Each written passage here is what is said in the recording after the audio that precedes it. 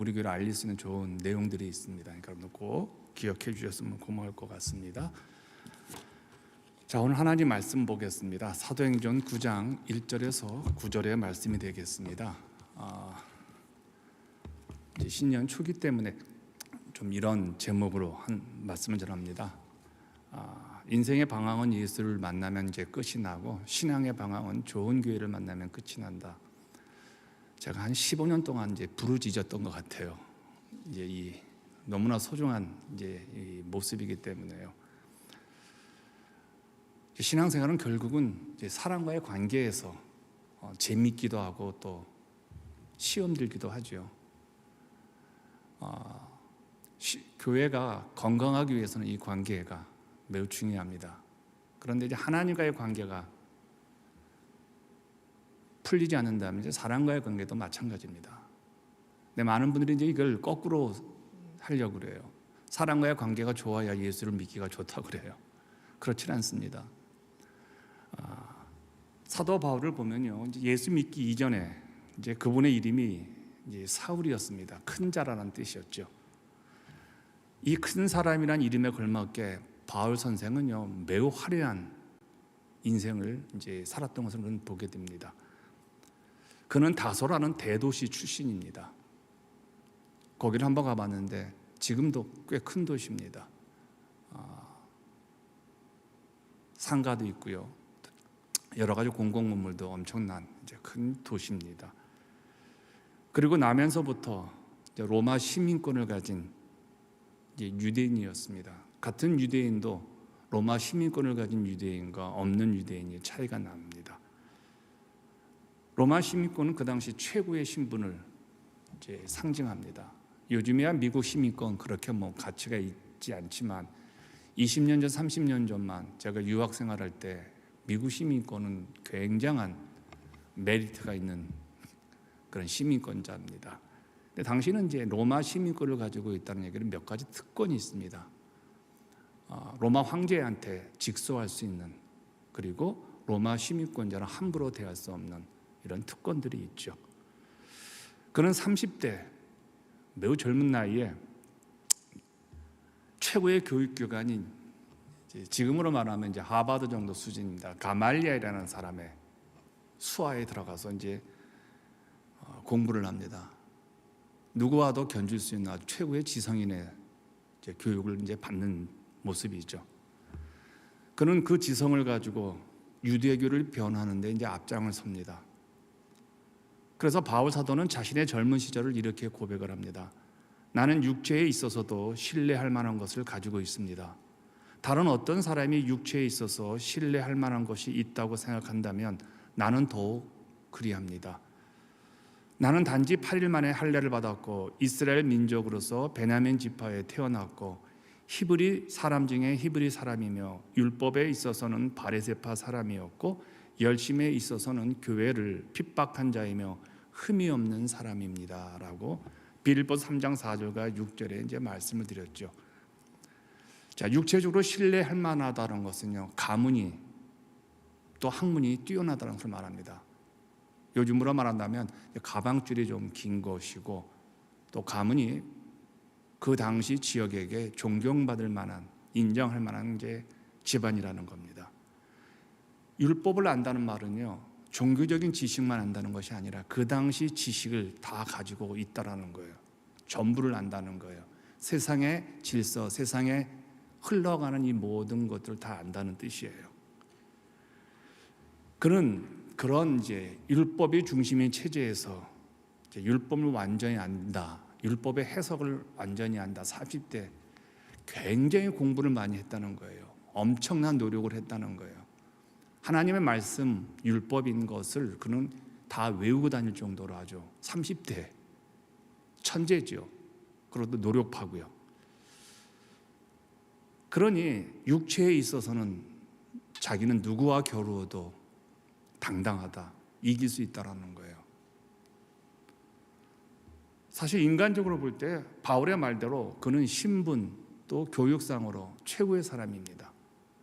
그리고 어릴 때 부모님이 바울을 보았을 때 이건 천재다, 여기서는 교육시킬 수 없다. 예루살렘으로 가야 되겠다라고 해서 그 아들을 데리고 예루살렘으로 갑니다. 터키를 가면야 큰 산맥이 하나 있습니다. 그 산맥을 넘어야 돼요. 걸어서. 그 당시에는 거기에 도둑도 있고 산적들도 있습니다. 버스로도 몇 시간을 가는 겁니다. 그런데 그 아버지는 이 천재를 이 동네에서 키울 수 없다 해가지고 예루살렘에 또 가말리에도 아무나 받지 않잖아요. 최고의 아이들을 받는데 바울이 그 조건에 이제 적합한 아이였다는 겁니다. 한마디로 그는 이제 30세 학문적으로 또 노력적으로 신분적으로 최고의 사람이었기 때문에 스데반이 죽을 때 그가 리더십을 가지고 스데반의 죽음을 이제 결말을 짓는 것을 우리는 보게 되어지죠. 이런 바울의 이 최고의 엘리트 바울의 눈에 비친 기독교는 어땠을까요?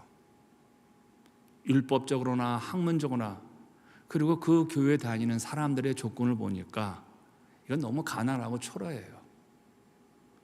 사람들의 모습도 그렇고 또 그 교회에서 신앙생활하는 그 목회자도 자기의 수준과 비교했을 때 잘하는 게 하나도 없는 그런 교회가 얼마나 우스워 보이겠어요. 그리고 성도들은 어떠세요? 그 당시 사회 체제에 낙오된 사람들, 여자들, 어린아이들, 노예들 그런 사람들이 모인 곳이에요. 그런 사람들이 모인 곳은 주로 어떻게 얘기합니까? 집단 불평하는 곳으로 이제 집단적으로 사회에 낙오된 사람들은 막 사회를 험담하고 잘 사는 사람들을 욕하잖아요. 그러니까 사회 불평 분자들의 집단인 이들이 모이는 교회를 없애는 것은 사회를 건강하게 만드는 가장 중요한 요소라고 이제 믿었던 거예요. 그래서 교회를 파괴하고 예수 믿는 자들을 끌고 가고 이게 자기의 사명이라고 생각했던 거예요. 사회에 전혀 긍정적인 기여를 하지 못하는 노인들, 아이들, 노예들 그런 사람들을 죽이는 것이 건강한 사회가 된다고 믿었던 거예요. 그런데 그 사람들 자꾸 보니까 그 사람들이 모두가 다 하는 말이 있어요. 예수라는 사람이 자꾸 등장하는 거예요. 예수, 예수, 예수. 그래서 예수를 한번 이 최고의 엘리트인 바울이 눈여겨봅니다. 한마디로 자기와 비교해 봤을 때 너무 초라한 인물이에요. 항벌도 없지요. 또 직업도 못 쓰지요. 또 데려다니는 제자라는 사람들 보면 다 한결같이 이제 어부들이에요. 그리고 가장 가난하고 멸시받는 출신이 이제 갈릴리 출신이에요. 어느 나라든요 한 지역을 놓고 사람들이 비아냥거리는 한 지역이 있어요. 한국도 한 도가 있고요. 미국은 알칸소가 그렇게 사람들이 우습게 여기는 이제 도가 되고요. 미스라에서는 갈릴리가 바로 그런 동네예요. 갈릴리가 그렇게 초라하게 인정받지 못하는 이제 지역이라는 거예요. 그래서 갈릴리 출신은 성공하지 못한다는 게 당시의 유행이었습니다. 그러니 성공과는 학문과는 무관하게 살아온 예수가 이 엘리트인 바울의 눈에는 큰 인물로 보였겠느냐는 거예요. 한마디로 사회에서 이탈된, 사회에서 낙오된 사람들을 선동해서 불평불만으로 그들을 모으는 그런 어떤 이단의 어떤 교주로만 이제 생각했던 것이죠. 그리고 예수님께서 공생의 기간 동안에 행하신 행적을 보니까 이건 더 가관인 거예요. 오병이어 기적을 베푼 그 장소 또 그곳의 소문을 들었더니 그 당시에 광야에 가는 사람들은 직업이 없는 사람들이에요. 돈이 없는 사람들이에요. 그리고 어린아이 것을 빼앗아 가지고 수만 명을 먹였다는 것도 이해가 안 되는 것들이죠. 버림받은 사람들과 함께하고 불평분자들과 함께하는 그 예수를 보면서 저거는 그냥 이단의 괴수밖에 되지 않는다라고 바울은 이제 생각했던 것이죠. 근데 성경을 볼 때 예수님은 그러한 오해를 받을 만한 행적들을 많이 하셨죠. 예수님의 별명이 죄인들의 친구입니다. 예수님은 다른 어떤 계층의 사람들보다 소외된 사람들, 세리와 죄인들, 그 당시의 소외 계층들과 친교를 많이 나누었죠. 그들과 자주 식사를 했던 것을 보게 되어집니다. 그들의 고통과 어려움에 동정을 많이 표현을 하셨죠. 이러한 죄인들의 친구의 삶을 사신 예수님의 행위는 유대의 사회의 최고의 엘리트인 바울의 눈에는 예수님도 그러한 초라한 가난한 인물 이상이 아니었던 겁니다. 또한 자신이 멸시하는 사람들의 리더인 예수님이 말하는 하나님의 이야기, 하나님의 나라, 바울이 믿는 하나님과 하나님의 나라와 너무나 달랐다는 거예요. 바울이 말하는 하나님은 강자의 하나님입니다. 이기고 승리하고, 그리고 돈 많은 사람 편이었고 많이 배운 사람 편이었고, 유대인들이 독점하고 있는 그 사회를 유지시켜주는 분이 하나님이라고 믿었던 거예요. 바리새인이 독점하는 그 사회를 하나님은 지지한다고 믿었던 거예요. 그러므로 바울에게 있어서 율법을 외우고 율법을 지키고 율법대로 살아가는 유대인들은 매우 존경받을 만한 인물이고, 율법을 전혀 모르고 율법을 지키지 아니하고 예수께로 가고, 또 예수님께서는 그 율법을 무너뜨렸다 말하고, 그러니 예수님을 좋아하겠냐는 거예요, 이 바울 선생에게 있어서요. 그래서 바울은 예수에 대해서 아주 부정적인 생각을 가지고 있던 인물이에요. 그는 성공, 성취, 이익을 보장해주는 하나님이 자기가 믿는 하나님인데, 예수님이 말하는 하나님은 가난한 자, 어려운 자, 힘든 자, 병든 자, 그런 분들의 하나님이시고, 특별히 과부와 고아를 더욱 다른 누구보다 하나님이 사랑한다고, 이 배타적인 하나님을 보니까 얼마나 우습겠어요. 저런 하나님을 내가 왜 믿겠냐는 거예요.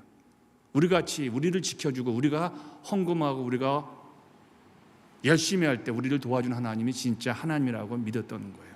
그래서 당연히 예수님이 주장하는 하나님에 대해서 바울은 대적할 수밖에 없는 것이죠. 인생의 패배자며 사회의 낙오자들의 편이 되신 하나님, 찌꺼기와 같은 연약한 사람들과 함께하는 예수님이 메시아라고 또 구원자라는 사실이, 이걸 인정하기가 죽기보다 싫었던 사람이 이제 바울이에요. 예수님은 그런데 이렇게 말해요. 구원은 나다. 하나님의 말씀을 믿는다 구원받는 게 아니라 예수라는 나를 만나고 나를 받아들여야 구원받는다고 말을 하는 거야. 아니, 저런 초라한 사람을 왜 내가 믿어야 되고 저를 내 구세주로 내가 왜 영접해야 되니까, 반감이 쓸 수밖에 없겠죠. 바울 선생에게는요. 자기가 우습게 여기는 사람이 구원자라고 하니, 메시아라고 하니, 그리고 그렇게 천박한 사람이, 초라한 사람이 사귀는 주변 사람들을 보니까 다 한결같이 그 사회에서 실패하고 돈이 없고 무능력한 사람들인 것을 보게 되니 교회가 그에게는 얼마나 우스워 보이겠냐는 거예요. 이렇게 확고한 사상적 무장을 하고 학문적으로 철저하게 준비된 이 바울, 누가 전도할 수 있겠어요? 이런 사람 전도 못해요. 도리어 망신당하고 도리어 깨지게 되어지죠. 이 바울 선생에게는 두 가지 근접할 수 없는 모습이 있었던 것 같아요. 공부를 많이 한 사람들은요, 사회의 능력은 있어도 행동이 약해요. 공부를 많이 한 사람들은요, 머리만 컸지 입만 살았지 실천력이 없는 거예요. 논리는 있지만 행동이 약하지요. 머리는 분명히 뛰어나고 판단력도 빠르고 비판력도 있는데, 문제는 뭐냐면요, 결정적인 순간에 행동을 하지 못하는 것이 보통의 지성인들의 모습이에요. 그 대표적인 게 나치 치하에서 나치를 도와줬던 대학 교수들을 보세요. 보네폰 목사님 같은 분은 그런 사회를 저항하고 목숨을 걸고 싸웠던 사람인데, 대부분의 대학 교수들과 지성인들은 히틀러 편에 서가지고 히틀러의 논리를 보호해 주었던 거예요. 이게 지성인의 약점이에요. 지성인은 지식과 행동력에 같이 안 가요. 그런데 바울 선생은요, 자기가 옳다고 믿는 것에 목숨을 건 사람이에요. 교회는 사라져야 된다고 믿는 사람이에요. 예수는 죽어야 된다고 믿는 사람이에요. 스데반과 같이 교회의 지도력을 가지고 있는 사람은 죽어야 한다고 믿었던 사람이고, 그 믿음을 자기의 삶을 통해서 입증을 했어요. 진짜로요. 이런 사람은요, 너무 강해서요, 만나서 복을 못 지켜요. 제가 반포에서 사역을 할 때 당시 조선일보에 요만한 칼럼을 썼던 한 분이 계세요. 아주 한국의 최후의 지성인이에요. 조선일보 그 칼럼만은 어마어마하게 아주 영향력이 있는 분이에요. 그때 제가 30대 이제 후반이었는데 그분의 와이프가 이제 제 설교를 듣고 저희 교회를 나오신 거예요. 그래서 그분을 이제 신방을 하게 되었습니다. 이제 신방을 갔는데 그분이 아주 반갑게 저를 맞이해 주신 거예요. 그리고 그 방배동에 그 아주 부촌인데 지하실을 데려가는데 지하실이 어마어마해요. 책으로. 저도 책을 많이 가지고 책을 많이 보는 사람이지만 어마어마하더라고요. 그래서 제가 쭉 보다 보니까 제가 읽었던 책들이 몇 권 있어서 제가 그 책들을 제가 끄집어내가지고 그분하고 좀 토론을 좀 했어요. 대화를 좀 나눴어요. 그러니까 이분이 조금 눈이 이렇게 저를 보는 시각이 보통 목사들은 책을 안 읽는다고 생각해요. 저도 뭐 나름대로 책을 읽으니까 그러면서 이런저런 얘기를 나누다가 저한테 자기가 지은 책 5권을 선물해 주는 거예요. 뭐 암탉이 울면 집안이 망한다. 뭐 이런 것들로 아주 그런 분이었어요. 그래서 제가 예수를 전했는데 전혀 먹히질 않아요. 자기는 무신론자라고 하더라고요. 그런데 자기 와이프는 목사님 설교를 좋아해서 아주 좋아하니까 다니게 한다고 그러더라고요. 자기를 믿으니까요. 자기 주먹을 믿고 자기 지혜를 믿고. 바울은 더했던 분이었죠. 그런데 그가 성경 13권을 지은 성경의 가장 많은 저작권을 가지고 있는 인물로 바뀝니다. 그리고 전 세계를 복음화시켜요. 바울이 없었더라면 기독교는 어땠을까? 상상할 수 없을 정도로 위대한 하나님의 사람이 되어지는 거예요. 어떻게 이럴 수 있을까요? 어떻게 이런 사람이 이럴 수 있냐는 거예요. 가장 중요한 이야기를 한다면 이분이 예수를 만나요. 그게 구장의 사건이에요. 예수를 만나요.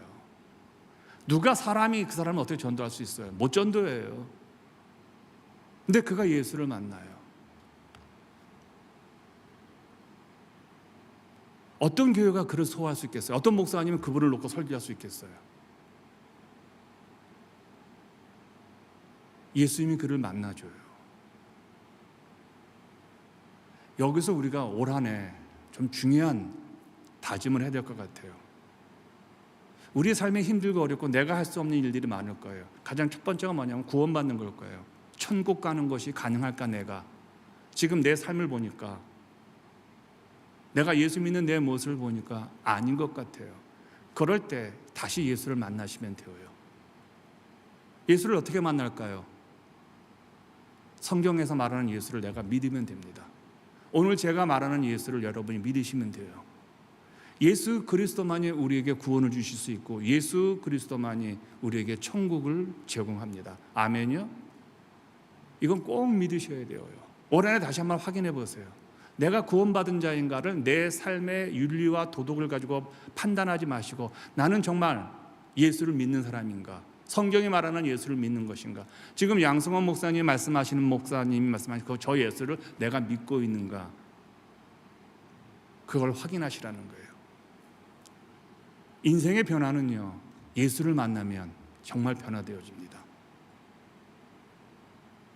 예수를 흉내내서 만나는 분들 많아요, 우리 주변에요. 그리고 40년, 50년 예수를 믿었다고 빈 분들 가운데 삶의 변화가 일어나지 않는 분들 한번 점검해 보셔야 돼요. 목사인 저도 점검을 해봐야 돼요. 정말 여러분 이게 무섭습니다. 예수 믿는다는 게. 제가 좋아하는 작가가 한 분 있어요. 필립 얀시라고. 아마 거의 다 그 책을 읽어봤던 것 같아요. 1,500만 권이 팔렸어요. 전 세계 50개국에서요. 지금 나이가 77세 정도 될 거예요. 크리스티애니티 투데이라는 세계적인 그런 기독교 잡지가 있습니다.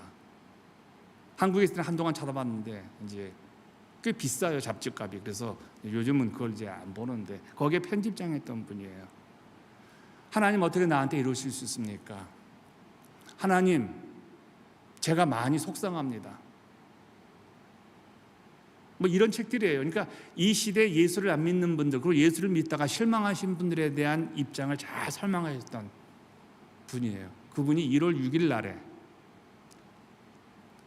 저 같은 크리스찬들 이제 여러분들에게 말해주는데, 이분이 고백을 합니다. 자기가 8년 동안 가정에 있는 한 가정의 어떤 가정의 아내와 불륜을 저질렀다고요. 지금 기독교가 아주 난리가 아닌 거예요. 8년간 70대 먹은, 세계적으로 그분의 책을 통해서 다 은혜 받고 힘을 얻고 그러던 분들이, 그러면서 그분이 이제 자기는 SNS에서 또 모든 저술에서 다 손을 떼겠습니다. 그리고 하나님께 용서를 구하겠습니다. 우리 깜짝 놀랄 수 있잖아요. 그 책을 보면요, 저는 그 책을 많이 인용했던 목사 중에 한 사람이었어요. 워낙 감수성이 뛰어난 분이에요. 근데 어떻게 70대, 60대 후반부터 70대까지 무너질 수가 있냐는 거예요. 그분을 사랑했고 그분을 존경했던 수많은 책을 썼던 분들이, 읽었던 분들이 지금 막 실망해가지고요, 그분의 책을 불태운다는 그런 기사도 제가 읽어요. 뭐가 문제일까요, 여러분요? 예수를 내가, 지금 살아있는 예수를 내가 믿고 있느냐는 거예요. 우리에게 매일매일 생명을 주신다는 것은 예수 잘 믿으라는 하나님의 은혜예요. 그런데 우리는 예수를 믿기보다는 상황을 믿고 사람의 말을 믿고 보이는 것을 믿게 되어지잖아요. 세상을 뒤집었던 사람들의 한결같은 고백이 있어요. 자기는 예수를 만났다고 그래요. 제가 1월 2일부터 새벽 기도를 시작했습니다. 인터넷에서 설교만 듣고 딱 끝나는 새벽 기도가 저에게는 은혜가 되었지만 불구하고 기도가 막 이렇게 하고 싶은 거예요. 교회당에 와가지고요. 우리 교회가 기도가 약한 교회거든요. 그러니까 교회가 기도가 약하면 시험이 들어오면요, 그냥 무너져요. 사람들의 소리만 나지 기도의 소리가 없는 것들이에요. 근데 기도하면서 제가 하나님께 그렇게 말을 했어요. 하나님, 내 안에서 혁명을 일으켜 주십시오. 내가 할 수 없었던 일들을 올해는 하나님 한번 해주시기를 원합니다. 예수라면 가능하지 않아. 내가 못하는 것들. 난 정말 예수를 잘 믿고 싶고, 난 좋은 목사 되고 싶고, 정말 하나님께 쓰임받고 싶은데 내 힘으로 안 되더라고요. 내 능력으로 안 되더라는 거예요. 그래서 제가 하나님, 제 안에 혁명을 일으켜 주십시오. 혁명이라는 말은 뭐냐면요, 기존에 살아왔던 삶의 방식을 좀 버리고 새로운 예수를 만나고 싶습니다. 왜요? 나라는 사람은 이만큼인데 예수라는 분은 이건 영원하신 분이고 무궁무진한데 내가 아는 게 너무 적은 거예요. 그분을요. 주님, 저를 만나 주십시오. 요즘 새벽마다 나와가지고 지금 부르짖는 게 그거예요. 그리고 여러분들을 위해서도 기도할 때 그거예요. 예전에는 여러분들의 건강과 여러분의 소망을 말했지만 제가 올해는 이렇게 기도해요. 우리 교인들 한 분 한 분에게 주님 찾아가셔서 새로운 주님을 경험하게 해달라고요.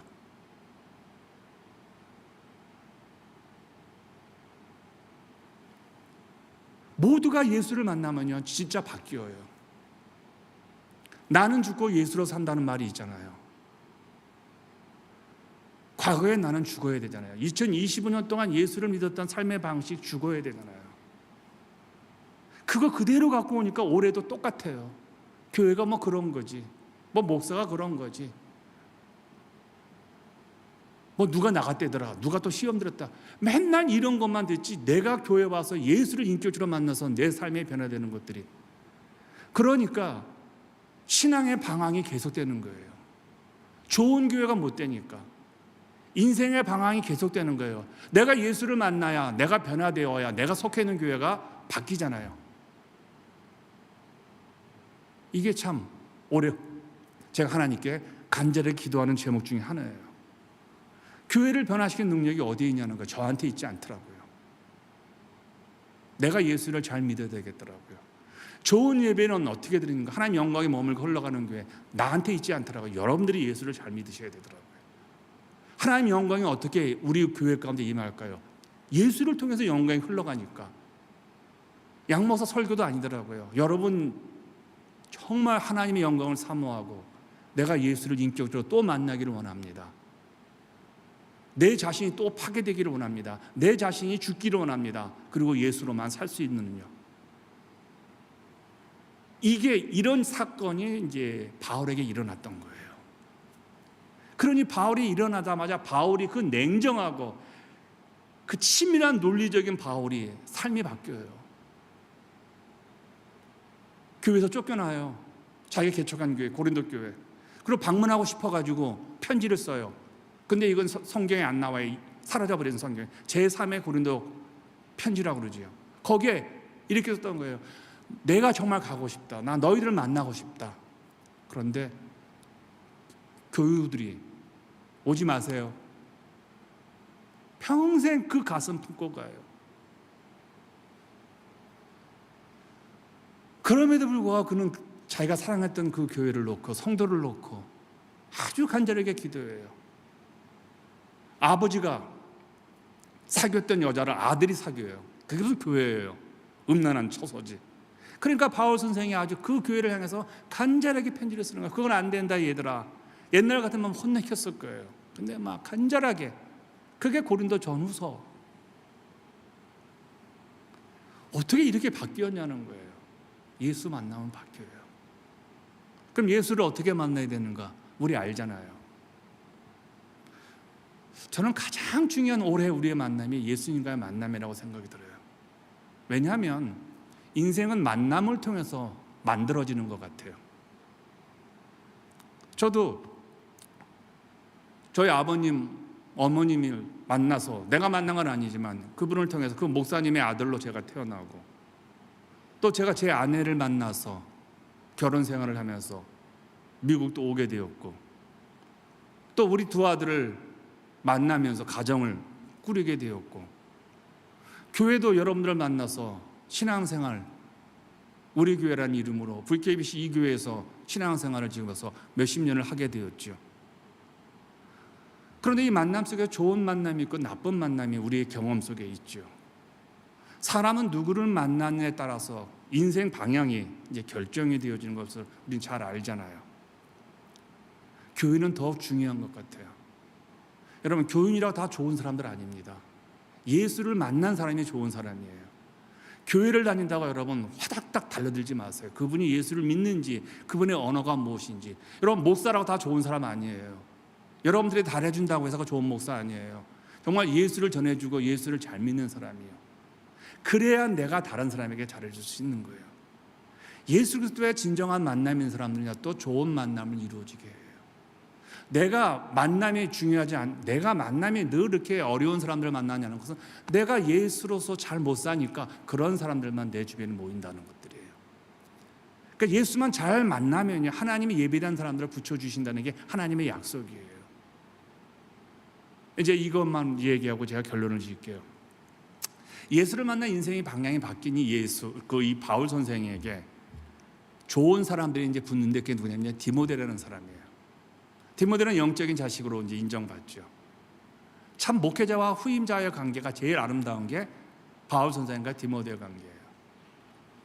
그런데 바울이 항상 디모데에게 두 가지 얘기를 해줘요. 목회에 관한 얘기와 디모데가 항상 건강에 약하니까 건강에 대한 이제 권면을 해줘요. 이렇게 하라 저렇게 하라. 참 좋은 관계였죠.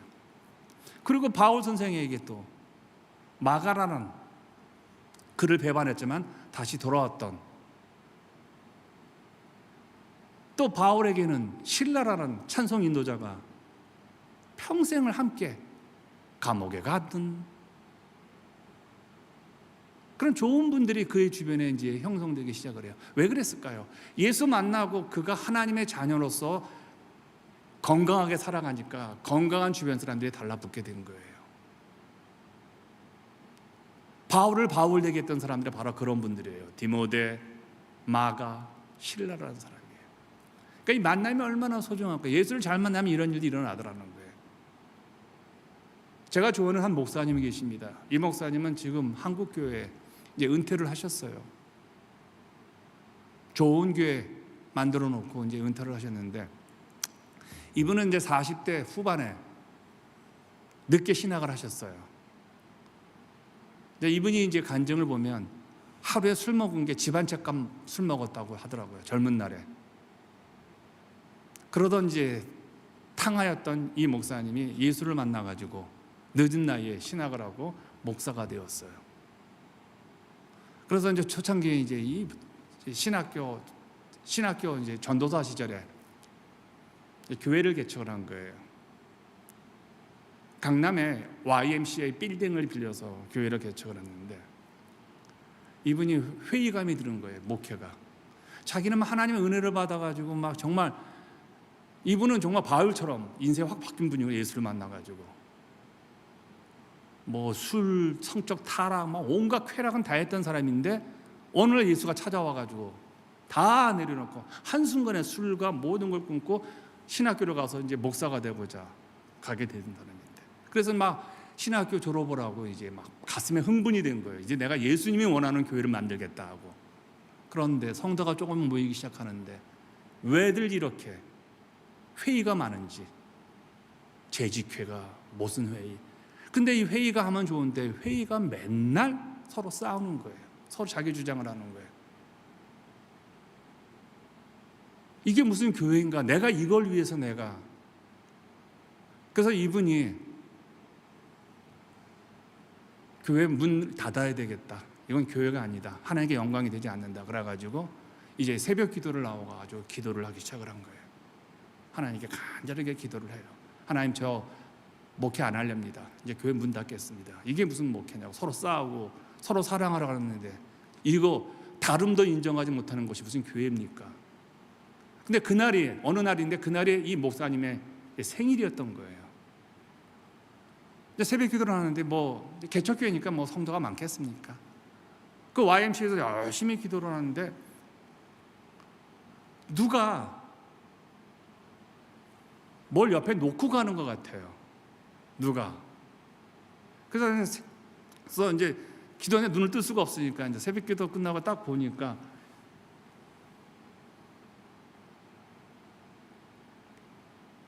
조그만 그 봉지에 정성스럽게 싼 뭔가가 있어서 그걸 보니까 거기 쪽지에 목사님 오늘 생신 축하드립니다.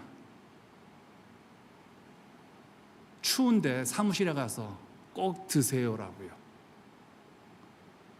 이렇게 만져보니까 뜨뜻한 거예요. 사무실에 가서 봤더니 케이크하고 떡을 놨던 거예요. 목사님 생신이라고. 근데 이렇게 뜨뜻한 것을 준비하려면 이 성도님은 밤을 새워야 되는 거잖아요.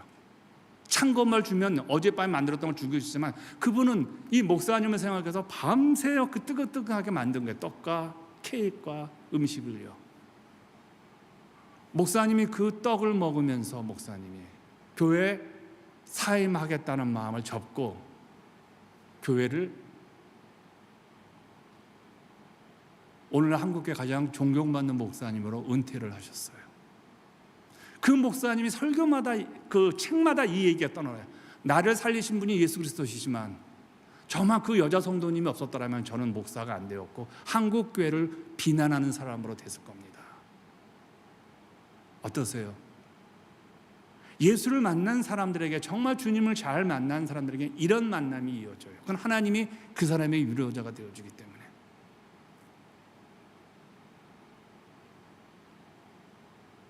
또 하나의 만남이 있습니다. 한 여자가 서울에서 몸을 파는 여자였습니다. 몸을 파는 여자였는데 한 남자가 찾아왔는데 그 남자와 사랑을 하기 시작을 했어요. 그래서 그 여자가 그 몸을 파는 것에서 나오기 시작했어요. 왜냐하면 이 남자가 예수를 믿는데 그 예수를 소개하면서 이 여자분도 예수를 믿기 시작을 한 거예요. 둘이 서로 사랑하면서 이제 남자가 그 여자에게 그 직업에서 나오라고. 그래서 그 여자가 그 직업에서 나와서 둘이 결혼을 한 거예요. 근데 서울은 자기를 아는 사람이 너무 많은 거예요. 부끄러운 자기 과거를 아는 사람이.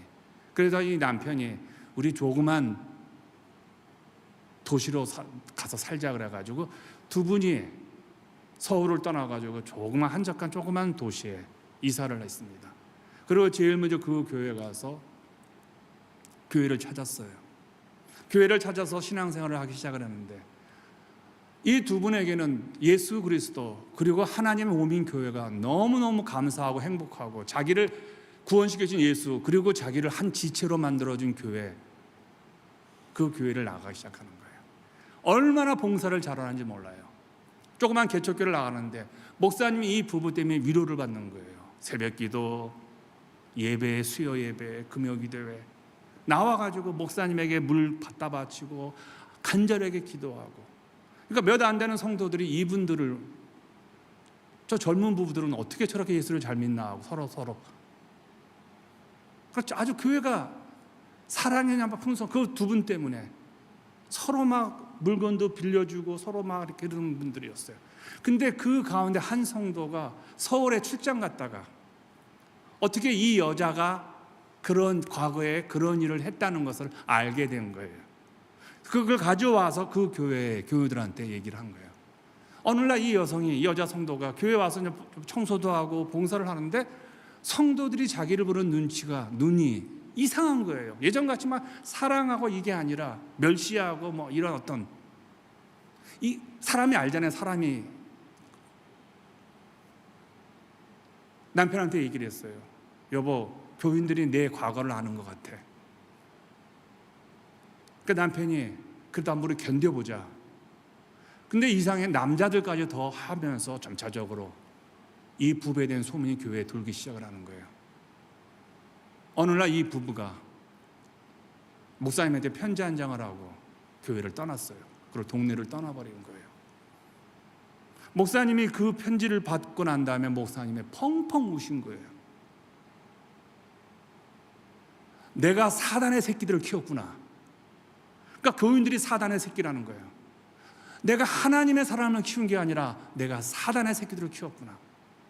교회란 과거를 다 잊어주고, 교회란 새로운 삶을 시작할 수 있게 도와주는 게 교회인데 내가 목회를 잘못했구나. 내가 독사의 새끼들을 키웠구나. 목사님 설교 시간에 펑펑 울면서 성도들한테, 여러분들은 예수를 못 만나신 분들이라고, 우리 교회는 예수 교회가 아니라고.